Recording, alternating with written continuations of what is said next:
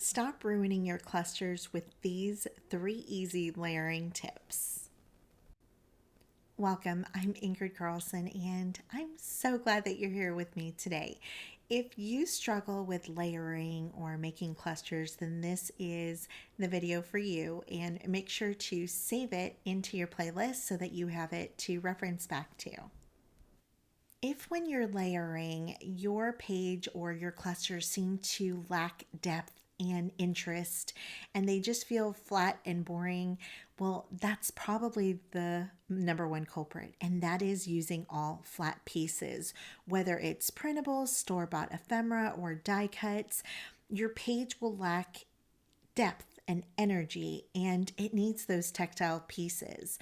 What I love to use is ribbons, fabrics, laces, trims. I also love using metal, and that is any kind of size of a staple. I think those are really great.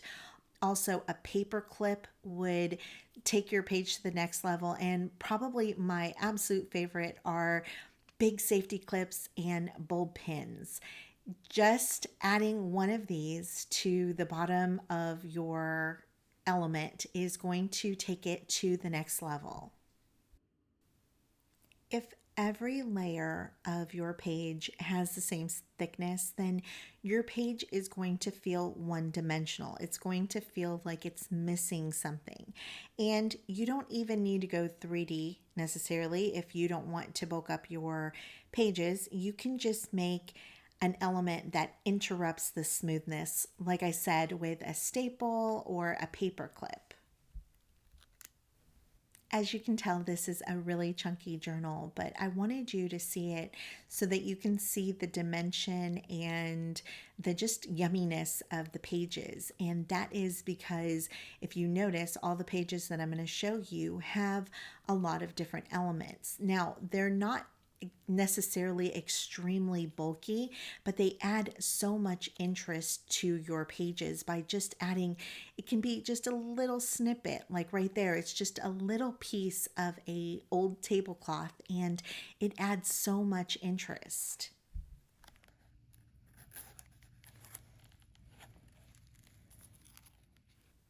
I'm going to pull some pieces here, and I'm going to show you when you have every layer being something that is flat and equally in the same dimension. That is a problem. It's not appealing to your eye or to your senses, and it just leaves the page to be not so interesting, and that's not what we're going for. The page needs something that's soft or rough, something that is unexpected and makes the page come to life. As you can see there, those elements aren't bad, and it's not an ugly tag, but wait until you see the transformation when I'm adding just a tiny piece of this little mummy cloth. It's going to change all of the energy on this tag. The texture is tension, and tension is what makes layering work. And you can completely stop here, but I'm going to add some staples and then a bulb pin at the bottom. And you're going to see each one just elevates the tag to the next level. Like I said in the beginning, that I'm going to show you 3 different tips or techniques. And what's really great about these is that you can use them together or separately, and they all work.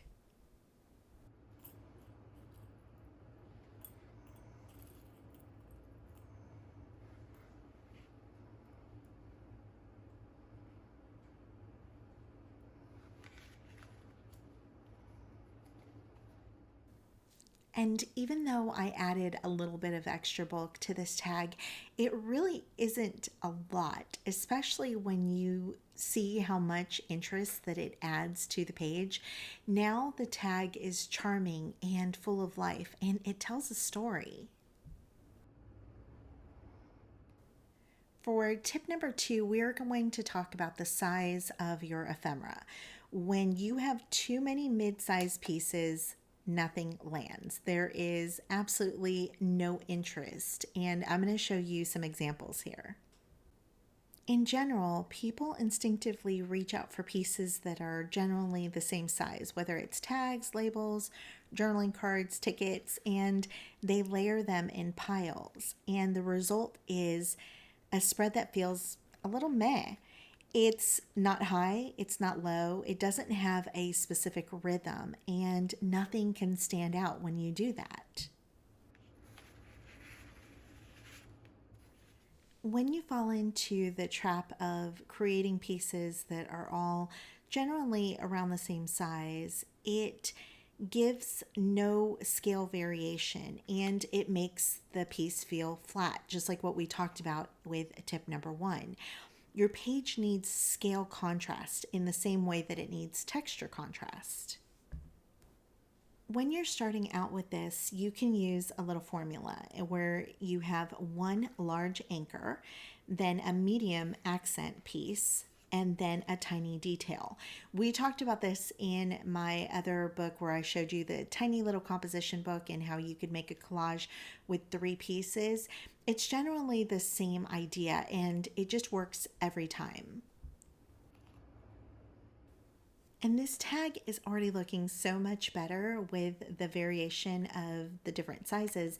But wait until I add this little tiny tag up at the top. It's kind of the icing on top that just puts everything together.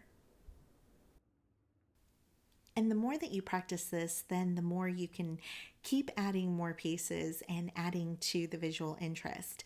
It looked like a beautiful tag before, but now we're going to add another piece to extend your eye to the left side. And it looks so much better now. It has so much interest. It's telling a more robust and interesting story. The next tip also goes hand in hand with the last tip, and that is, I think, the biggest stumbling block for people, and that is the fear of covering up too much. And have you ever felt that? Because I know when I first started layering, I was so scared of that. And I've talked about this extensively, probably too much, but I strongly believe that's what led me to printables. Once I was able to understand that it's okay if I covered something up because I could reprint it and use it again.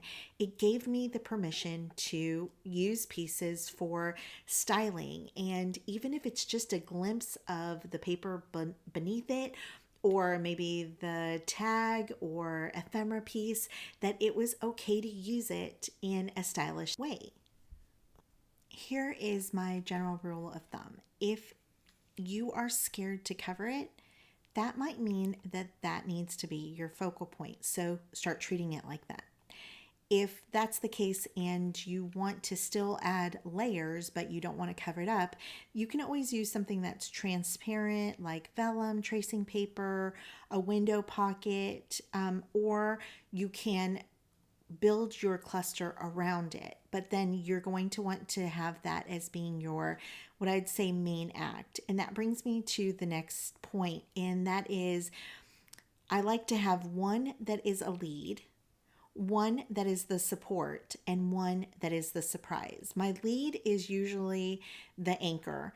The support are the pieces underneath or to the sides of it, and then my surprise is usually 2 folds, but I like to do a label and then possibly some kind of element like a bullpen or staples or something like that that's metal and adds a lot of interest.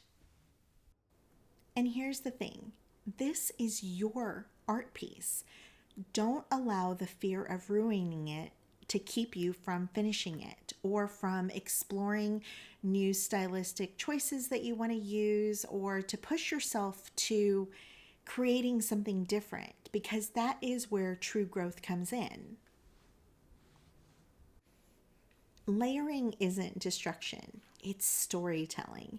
And don't stop yourself from exploring different style techniques or different ways to compose things, because that's how you're going to grow, and that's how you're going to know what your personal style is. Maybe you started once, I can give you an example. I used to love to use a lot of ink. Now, I don't like using a lot of ink, but it was through the process of using the ink over and over that I decided that I no longer wanted it. And maybe then a little stint of not using it will bring me back to it. But that's where we start learning what our style is, the things that we like, the things that bring us joy.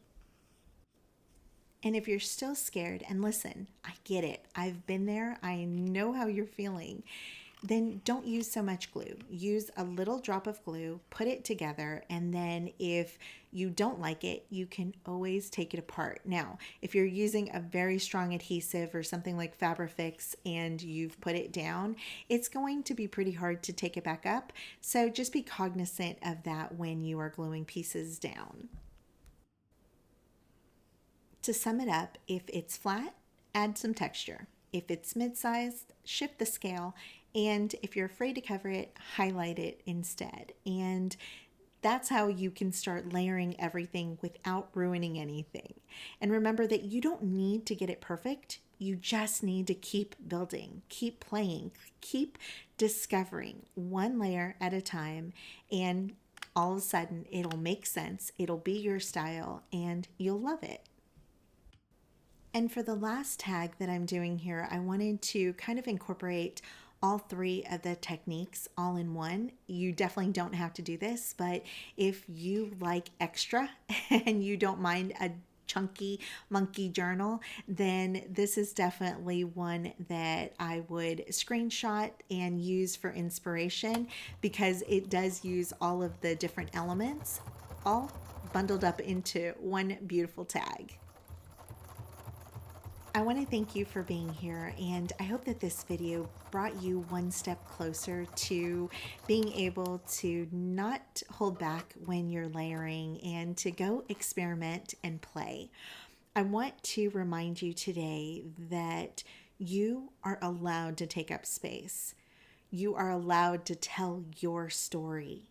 You are radiant and you are resilient, and you are loved more than you'll ever know. Until next time, love you. Bye.